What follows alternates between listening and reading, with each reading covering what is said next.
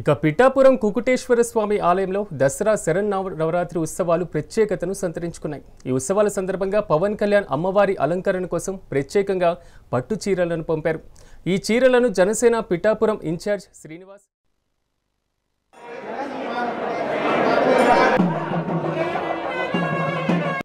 ఉమ్మడి ఉభయ గోదావరి జిల్లాలో దసరా శరన్నవరాత్రుల శోభ అయితే ప్రారంభమైంది. ఇప్పుడు మనం పిఠాపురం పురోహితిక అమ్మవారి ఆలయంలో ఉన్నాం. ఈ ఆలయానికి ఒక విశిష్టత ఉంది. పవన్ కళ్యాణ్ ఇక్కడ ఎమ్మెల్యేగా గెలుపొందిన తర్వాత ఈ ఆలయ అభివృద్ధికి విశిష్టమైన కృషి చేస్తున్నారు. పండుగల్లో అమ్మవారికి చేసే సేవల్లో కానీ ఆయన మార్క్ అయితే ఇక్కడ స్పష్టంగా కనిపిస్తుంది. ఇప్పుడు అమ్మవారికి ఆయన పురోహిత అమ్మగారికి అలాగే రాజరాజేశ్వరి అమ్మవారికి ఆయన ప్రత్యేకంగా కొన్ని చీరలు పంపించారని చెప్తున్నారు. అసలు ఆ విశేషాలు కనుక్కుందాం. సార్ చెప్పండి, పవన్ కళ్యాణ్ గారు ఇక్కడ ఎమ్మెల్యేగా గెలుపొందిన తర్వాత ఆలయాల అభివృద్ధికి అయితే విశేషమైన కృషి చేస్తున్నారు. ఇప్పుడు ఈ అమ్మవారికి దసరా శరన్నవరాత్రుల్లో ఇక్కడ ఖరీదైన చీరలు పంపించారని చెప్తున్నారు. ఏంటి ఆ విశేషాలు? సార్, అదే ఆనవాయితీగా ఎవరైతే శాసనసభ్యులుగా ఉన్నారో వారు ప్రతి సంవత్సరం కూడా ఈ దసరా సందర్భంగా అమ్మవారికి వస్త్రాలను ఇచ్చేటువంటి ఆనవాయితీ ఉంది. దాని కొనసాగంగా లాస్ట్ ఇయర్ కూడా చేశారు ఇక్కడ పవన్ కళ్యాణ్ గారు. అదేవిధంగా ఈ ఏడాది కూడా ముఖ్యంగా ఏడాది ఒక్కొక్క అమ్మవారికి 11 చొప్పున 22 చీరలు కూడా పంపడం జరిగింది. వారి ఆదేశానుసారం ఈరోజు అమ్మవారికి వాటిని సమర్పించడం జరిగింది. ఈ సంవత్సరం దసరా శరన్నవరాత్రులు 11 రోజుల పాటు రావడం, అలాగే పురోహితిక అమ్మవారికి 11 చీరలు, అలాగే రాజరాజేశ్వరి అమ్మవారికి 11 చీరలు పంపించారు పవన్ కళ్యాణ్ అని చెప్తున్నారు. సార్, ఇప్పుడు పవన్ కళ్యాణ్ గారు ఇక్కడ నుంచి ఎమ్మెల్యే అయిన తర్వాత ఇక్కడ ఆలయాలకు అయితే ప్రత్యేక దృష్టి పెట్టారు. అంటే మామూలుగా సాధారణ ప్రజలు చేసుకునే పండుగల్లోనే ఆయన మార్క్ చూపిస్తున్నారు. అలాగే దేవతామూర్తులకు చేసే విశేషమైన పూజల్లో కూడా ఆయన స్పష్టమైన మార్క్ కనిపిస్తుంది. ఆయన అమ్మవారికి ఖరీదైన చీరలు పంపించారు. అసలు ఏం చెప్తారు? ఈరోజు పవన్ కళ్యాణ్ గారు ఈ రాష్ట్ర ఉప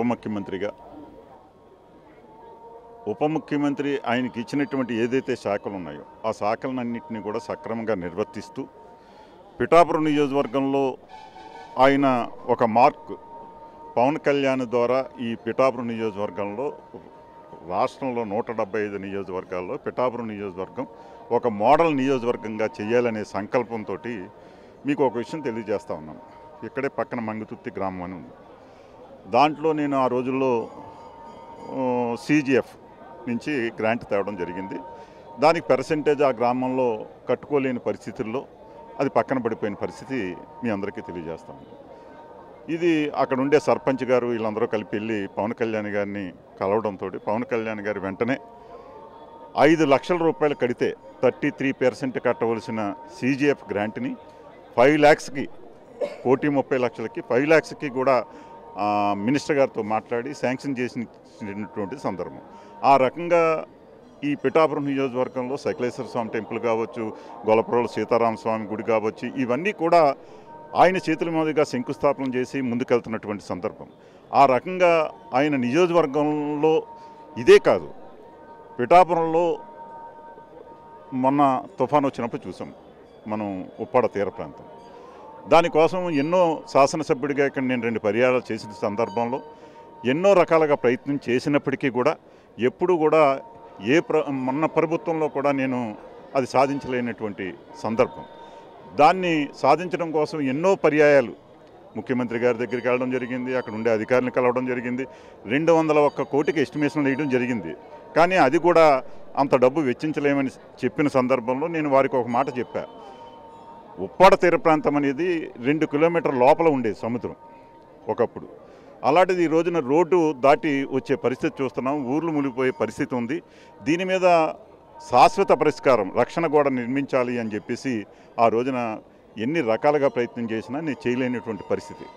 ఈరోజు పవన్ కళ్యాణ్ గారు దాన్ని వెంటనే కేంద్రంతో మాట్లాడి 323 కోట్ల రూపాయలని తీసుకొచ్చి ఈ రోజున ఉప్పాడ తీర ప్రాంతం అంతా కూడా ఆయన ఒక రక్షణ కోడని ఏర్పాటు చేయడానికి తీసుకున్నటువంటి కార్యక్రమం ఏదైతే ఉందో ఆ రకంగా పిఠాపురం నియోజకవర్గంలో గొల్లపురంలో ఒక కాలనీకి నేను ఇళ్ల స్థలాలు ఇవ్వడం జరిగింది, కట్టడం జరిగింది. కానీ అక్కడ ఏదైతే శుద్ధగడ్డ వచ్చిందో మునిగిపోయే పరిస్థితుల్ని నేను ఎన్నో రకాలుగా అక్కడ ఉండే ప్రజలు వాళ్ళందరూ కూడా నా దగ్గరికి రావడం జరిగింది. వచ్చినప్పుడు నేను గౌరవ ముఖ్యమంత్రి గారిని ఆ రోజున అడగడం జరిగింది. కానీ అది 4 కోట్ల రూపాయలు పెట్టాలంటే ఆ రోజున శాంక్షన్ చేయనటువంటి పరిస్థితి. ఈ రోజున పవన్ కళ్యాణ్ గారు వాళ్ళందరూ కూడా ఒక్కరోజు వచ్చి అడిగితే చాలు, ఆయన ఒక్కరోజు వెళ్ళి చూశారు, వెంటనే 3 కోట్ల రూపాయలతో ఆ బ్రిడ్జిని శంకుస్థాపన చేయడమే కాకుండా ఈ రోజున పూర్తయిన సందర్భం. ఆ రకంగా పిఠాపురం నియోజకవర్గంలో ఏ సమస్య ఉన్నా కూడా ఆయన ఈ రాష్ట్రంలో ఉప ముఖ్యమంత్రిగా, ఒక పార్టీ జనసేన పార్టీ అధ్యక్షులుగా ఉంటూ అన్నీ కూడా సక్రమంగా నిర్వర్తిస్తూ ఈ రోజున పిఠాపురం నియోజకవర్గాన్ని ఎక్కడ కూడా ఏ రకంగానూ కూడా ఇక్కడ ప్రజలకి పడా అని ఒక ఆఫీస్ పెట్టి, ఆ ఆఫీసు ద్వారా సామాన్యుడు ఎవరైనా సరే అర్జీ పెట్టుకుంటే వెంటనే సమస్య పూర్తయ్యే విధంగా పెట్టుకుని రాష్ట్రంలో ఏ నియోజకవర్గంలోని ఈ ఆఫీసు లేదు. ఇక్కడే పిఠాపురం నియోజకవర్గంలో ఆయన పెట్టి ముందుకు తీసుకెళ్తున్నటువంటి విధానం. ఆ రంగ పవన్ కళ్యాణ్ గారు నిరంతరం పిఠాపురం నియోజకవర్గం అభివృద్ధి కోసం, పిఠాపురం నియోజకవర్గ సంక్షేమం కోసం, ప్రజల అందరికీ కూడా మంచి జరగాలనే సంకల్పంతో ఏ సమస్యలు లేని విధంగా పిఠాపురం నియోజకవర్గాన్ని తీర్చిదిద్దాలని ముందుకు వెళ్తున్నటువంటి పవన్ కళ్యాణ్ గారికి ఈ పురోహితిక అమ్మవారు, కుక్కటేశ్వర స్వామి ఆలయంగా కుక్కటేశ్వర స్వామి, అలాగే రాజరాజేశ్వర అమ్మవారు, దత్తస్వామి అందరి ఆశీర్వాదాలు ఆయనకి ఇచ్చి ఈ పిఠాపురాన్ని శాశ్వత శాసనసభ్యుడిగా ఉండాలని మనసావాస కోరుకుంటాం. ఎన్నో సంవత్సరాల నుంచి శిథిలావస్థలో ఉన్న దేవాలయాలను అయితే పవన్ కళ్యాణ్ ఇక్కడ ఎమ్మెల్యేగా గెలుపొందిన తర్వాత ఆలయాలు పునరుద్ధరించడానికి ఎన్నో లక్షలు ఖర్చు చేస్తున్నారని చెప్తున్నారు. ఈ పిఠాపురంలో ఎన్నో సంవత్సరాల నుంచి, ఎన్నో దశాబ్దాల నుంచి ఉన్న సమస్యలను ఒక్కసారిగా ఈయన తీర్చిన సందర్భాలు ఇప్పుడు స్పష్టంగా కనబడుతున్నాయని చెప్తున్నారు. పిఠాపురం ప్రజల గుండెల్లో సుస్థిర స్థానం సంపాదించుకోవడానికి పవన్ కళ్యాణ్ చేస్తున్న కృషి అయితే అభినందనీయమని చెప్తున్నారు. ఇక్కడ పురోహితిగా అమ్మవారు, అలాగే రాజరాజేశ్వరి అమ్మవారి ఆలయంలో ఈ దసరా శరన్నవరాత్రులు 11 రోజుల పాటు ఇద్దరు అమ్మవార్లకు 22 చీరలు పంపించడం ఆయన చేస్తున్న అభివృద్ధి కృషికి నిదర్శనం అని చెప్తున్నారు. మెగా న్యూస్ కోసం వీడియో జర్నలిస్ట్ దొరబాబుతో ఉదయ్, పిఠాపురం.